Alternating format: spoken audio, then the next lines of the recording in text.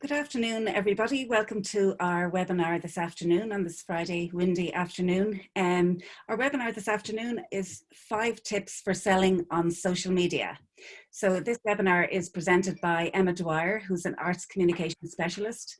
And if anybody has any questions, they'll be dealt with at the end by Emma. And if you'd like to type them into the chat box or the Q&A box at the bottom, and we'll have a Q&A section at the end. So thanks. I'll hand you over to Emma now. Thanks, Emma. Thank you, Mary. Hi, everyone. I was just saying to Mary, it's kind of bizarre when you're doing a webinar and I can't see any of you or hear any of you. So I'm just going to plow into the PowerPoint that I've got up here, and yeah, hopefully I'll talk to some of you at the end. So I just wanted to kind of give you 5 of my top tips for how to use social media in a way that will really engage your audiences, and then with the engaged audiences that will translate into sales conversions.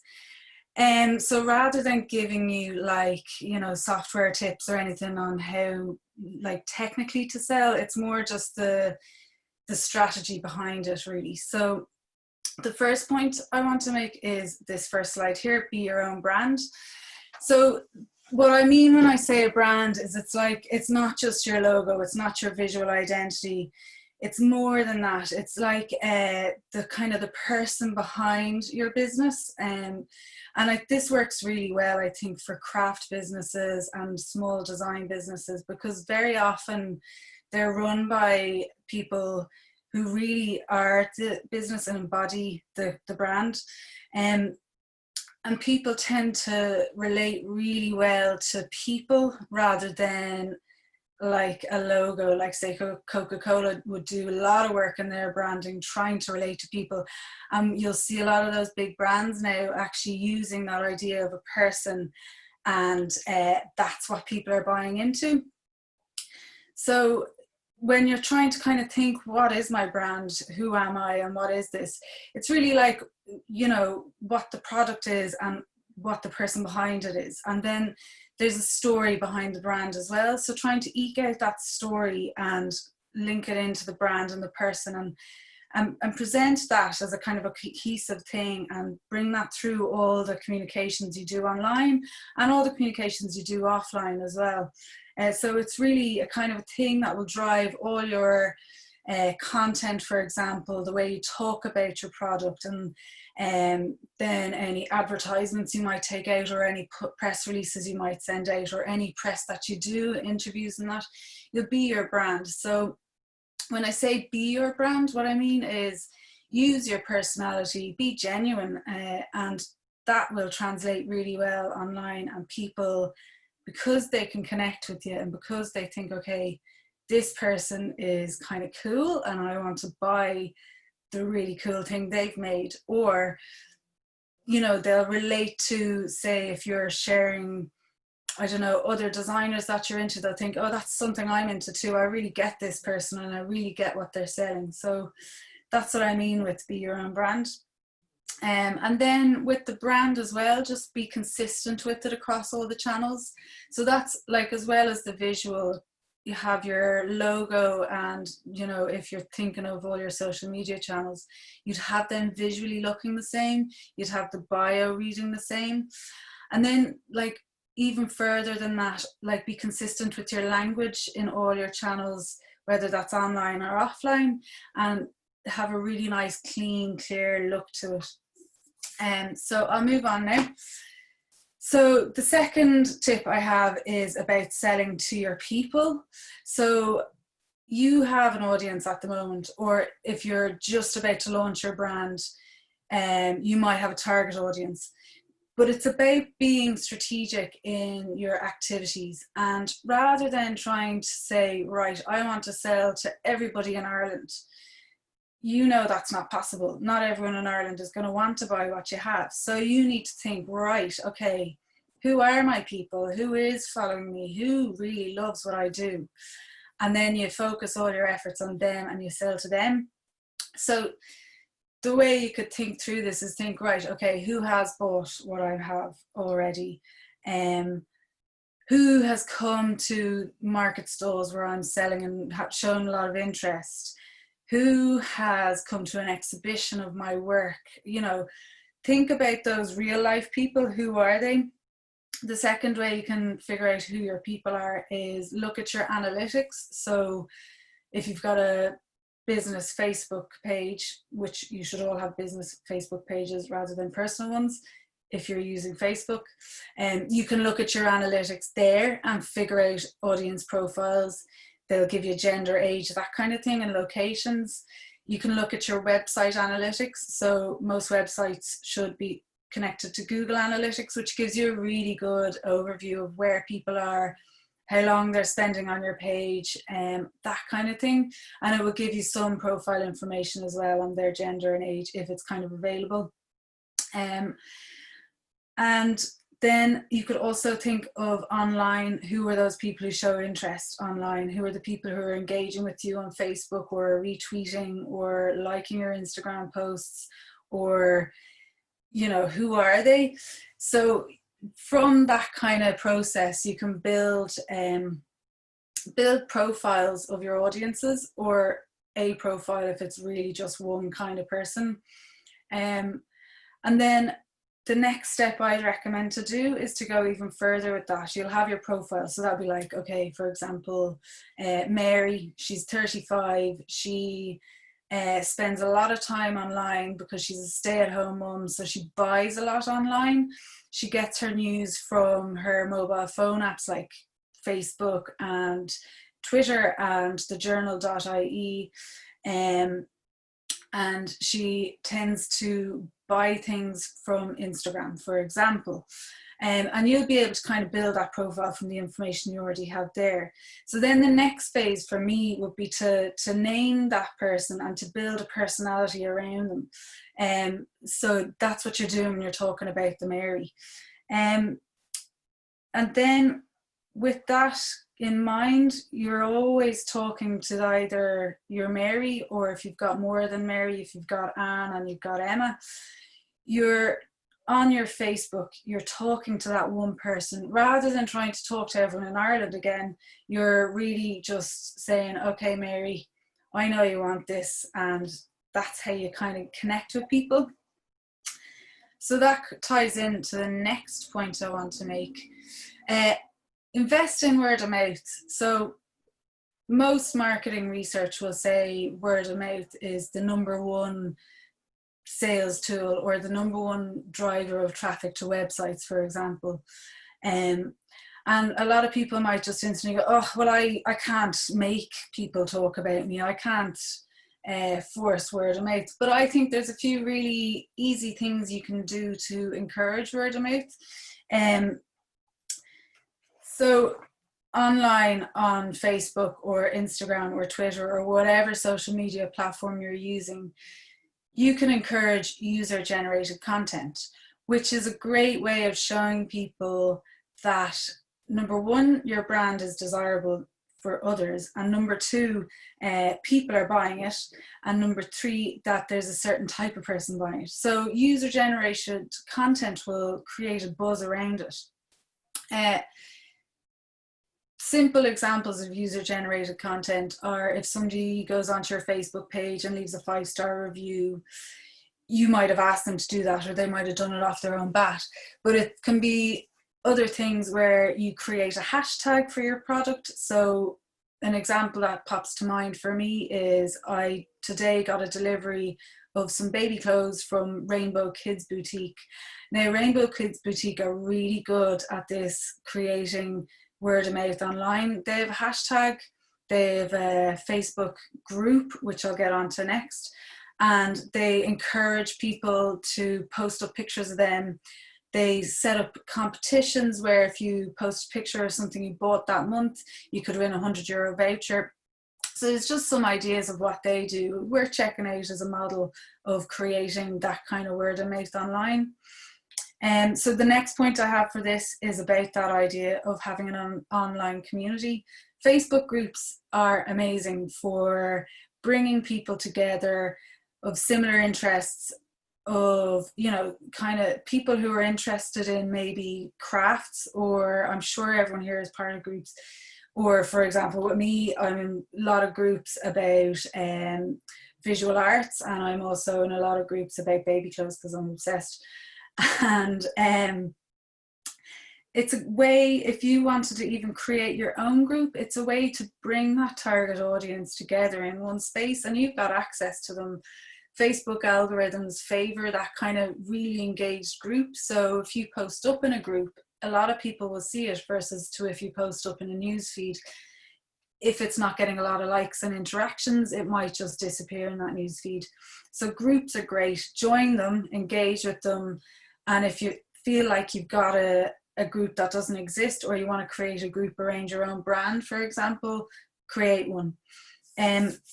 The next tip I have here is to always engage as well with your social media. When I say engage, I really just mean like talk to people. If somebody comments on something, you know, talk back to them. If they ask you a question, answer it. You know, just be engaged with them.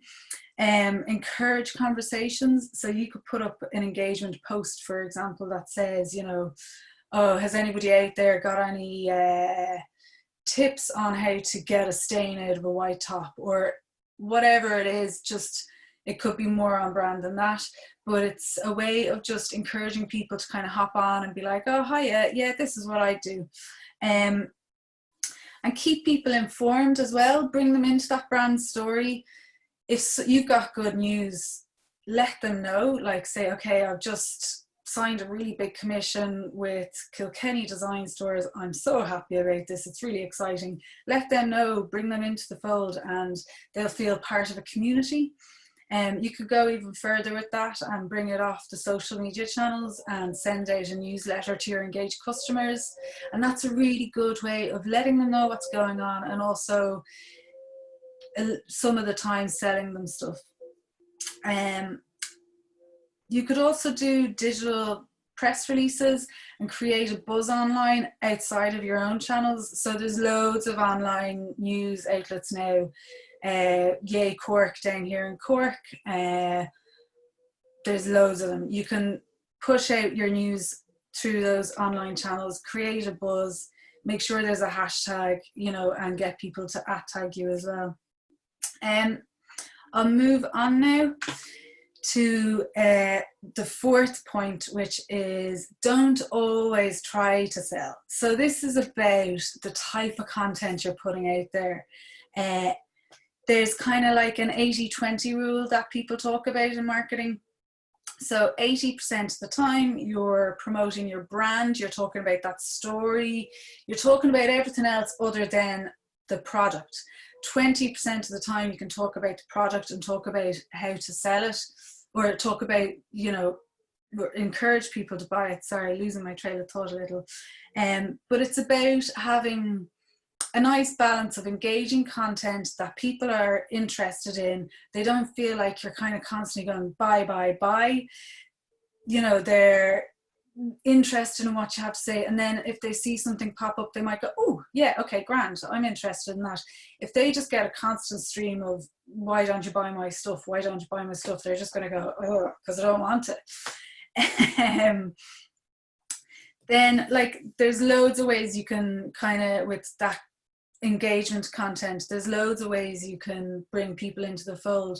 And a lot of the time, and particularly now, I'm seeing it a lot, you see people kind of bringing people into the process. So, for example, if you were a ceramicist and you were making beautiful cups and you were selling them online, why not bring people into your how you make it process? So bring them into the studio, do a live studio Zoom or a live Facebook or a Instagram TV, and show them, you know, okay, I start off with the clay, then I glaze it, then I put it in the kiln, or whatever the process is, I actually don't know.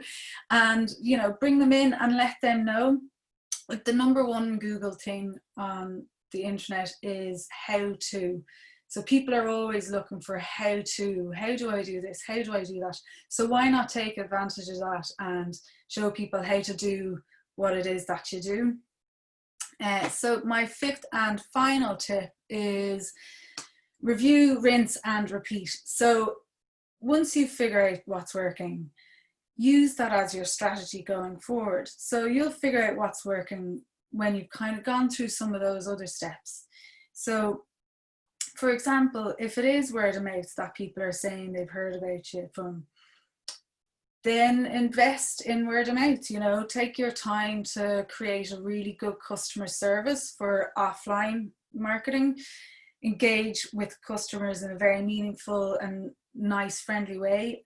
And then online, invest in user-generated content, or create a group, or create a buzz with digital PR. Or if people are saying they hear about you, or they heard about you in the newspaper, then why don't you invest in some PR? Why don't you send out a press release to all of the newspapers in Ireland with hooks, with good stories that the newspapers are likely to pick up on? To figure out what's been working, I would recommend either surveying your customers, or even a simple at the checkout point asking them, where did you hear about us? Whether that's online or in person. Just build a picture yourself of where your customers are coming from and why they're coming to you. And so, yeah, that's everything. I'm gonna hand back over to Mary and we'll do a bit of a Q&A. Yeah, so if anybody has any questions, if they'd like to type them in. There's just one question in, how often would you recommend posting content? Like, you know, you don't inundate. Absolutely every day. I think, yeah, like people, you might think you're inundating people, but I think if you're posting every day and you're engaging a really core audience, then that's going to be more meaningful than posting once. And, you know, you might reach a couple of people out of your 5,000 followers, but what you want is to have 50 followers who are likely to buy. And I think being online and posting every day is the way to engage people. Right. And finding out about like investing in word of mouth is by just engaging with people and finding out where they heard about you and all that kind of thing, is it? So investing in word of mouth, yeah, it's that kind of idea of what I was talking about, like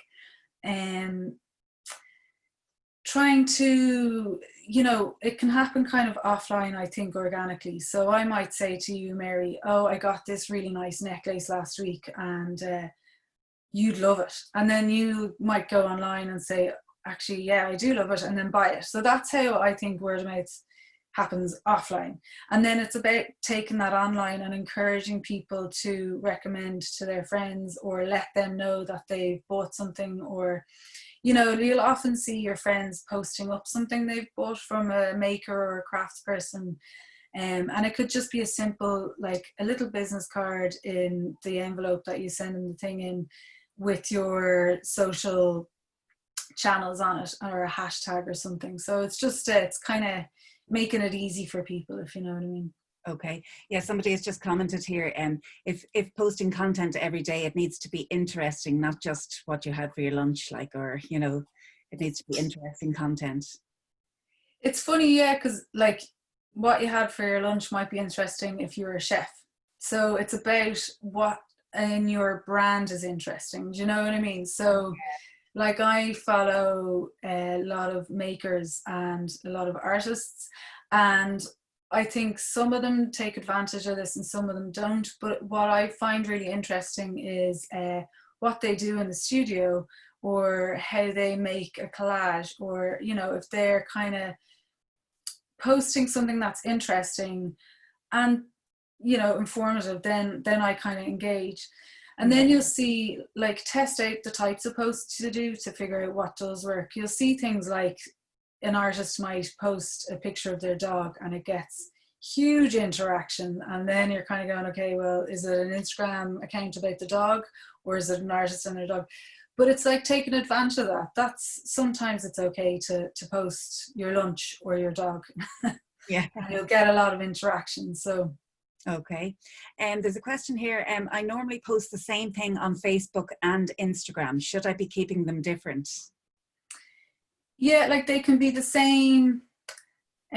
story or the same, you know, picture and idea, but I would recommend posting them separately, if you know what I mean. So not just having that auto-generated share, because there's different types of languages on different types of platforms. So you'll often see if people have auto-generated the content to go from Instagram to Facebook, for example, there'll be these kind of lost at tags that don't hook up with anything, or like links that aren't actually links on Facebook and stuff like that. So it means that me looking at that as a brand, I just instantly think, oh, like, would they not have taken a couple of minutes more to post there?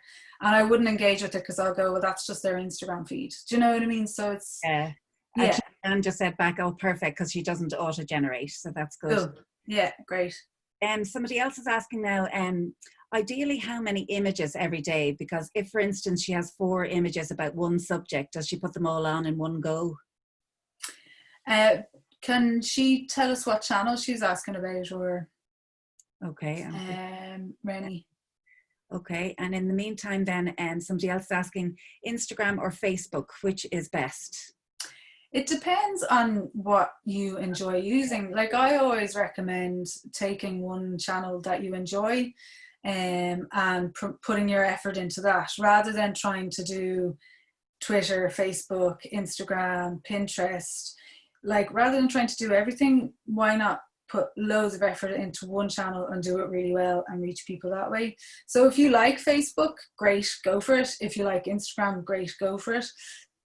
The other thing to consider is, who are your audiences and where are they?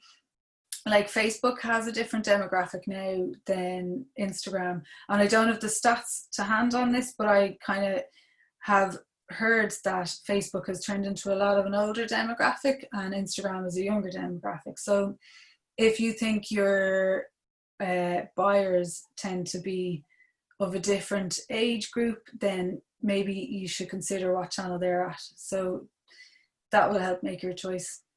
Okay, there's a couple of people saying great presentation, so that's good. And asking, what are examples of digital news media that would be suitable for our products? Digital news media.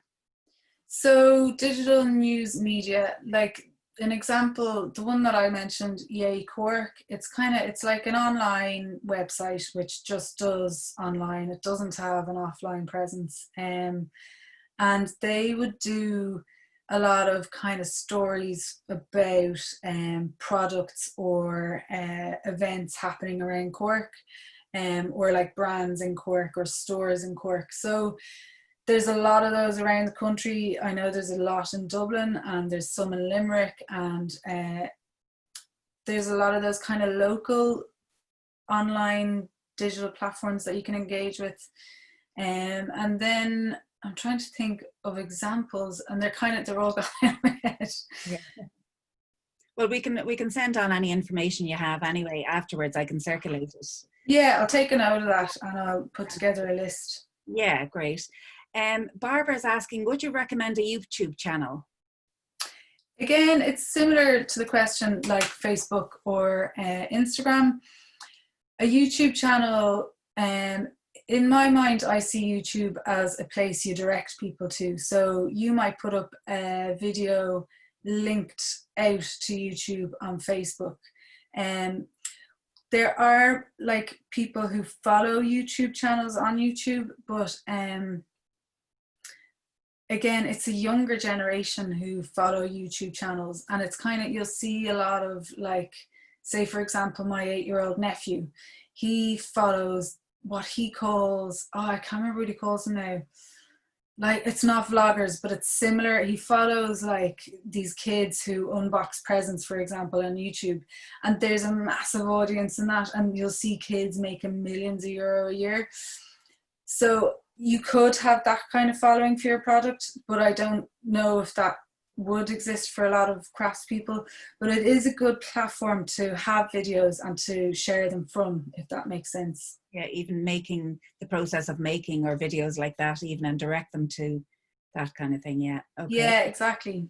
Yeah. Should your business page have personal images? What percentage of your business page? Again, it's kind of thinking through like that brand idea that I was talking about. So, you know, like a personal image for me, say my brand, for example, was, you know, I'm Emma, I'm a communications professional that lives in Cork and has a child, and that's then part of my brand identity. So it would be appropriate for me to have pictures of my children or child on my channels.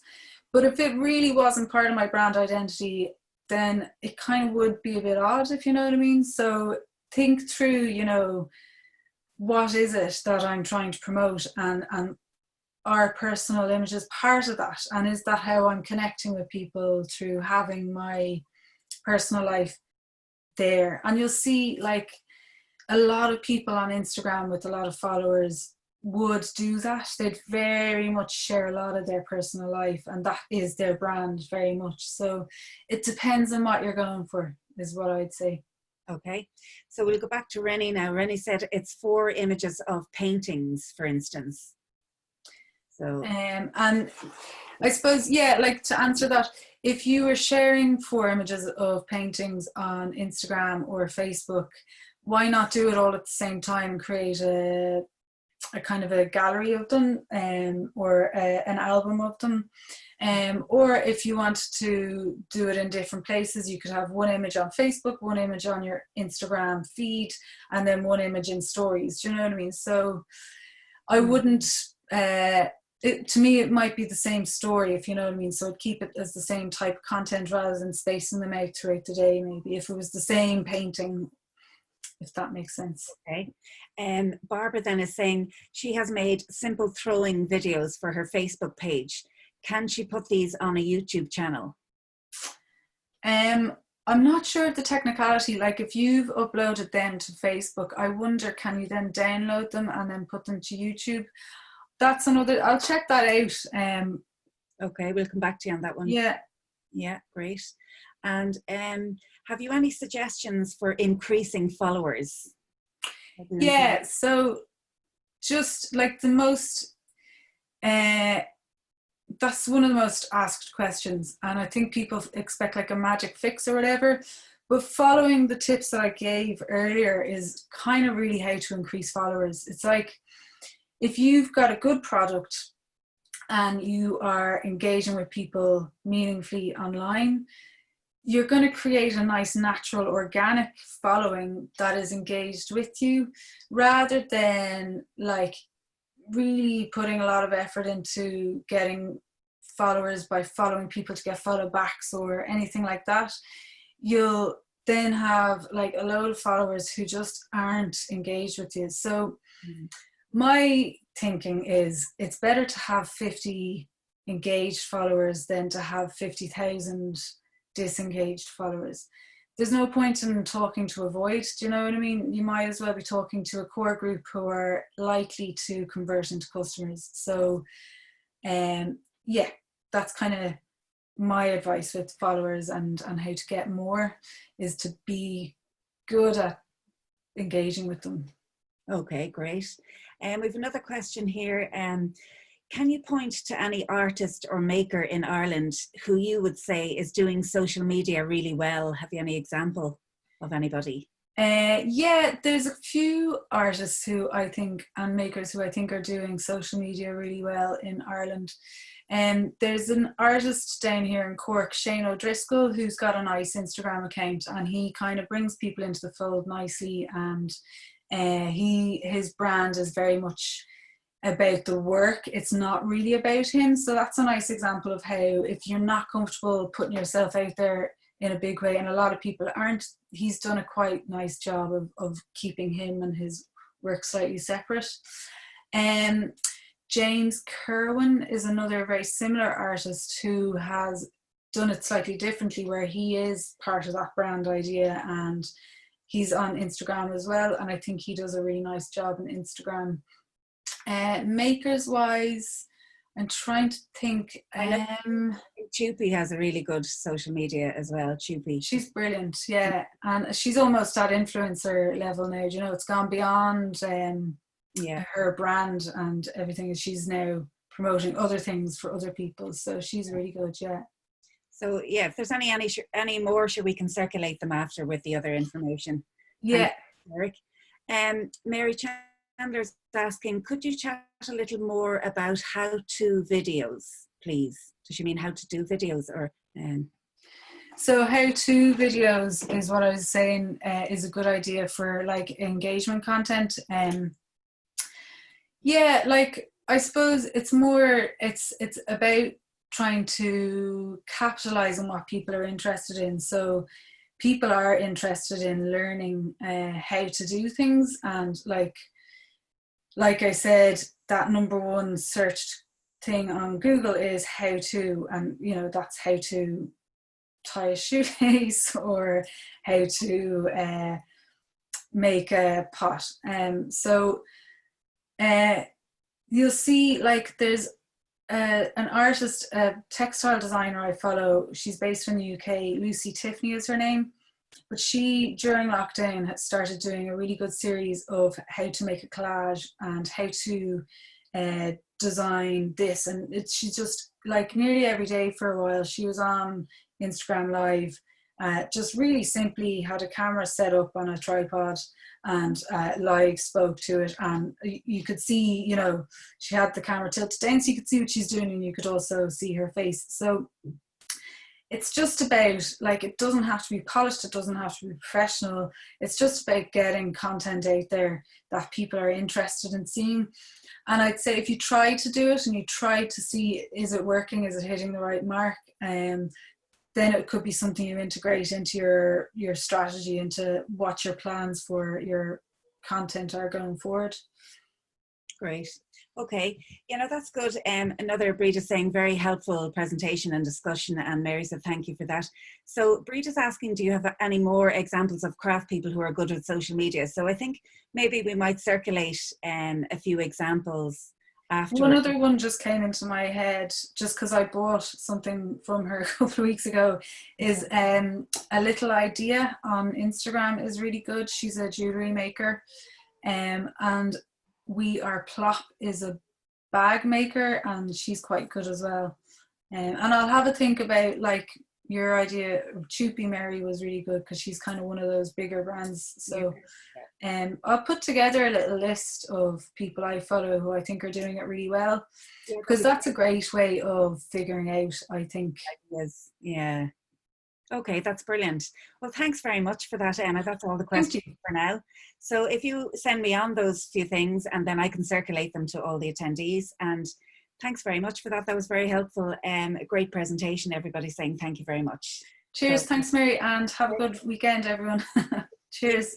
Thanks very much. Bye. Bye.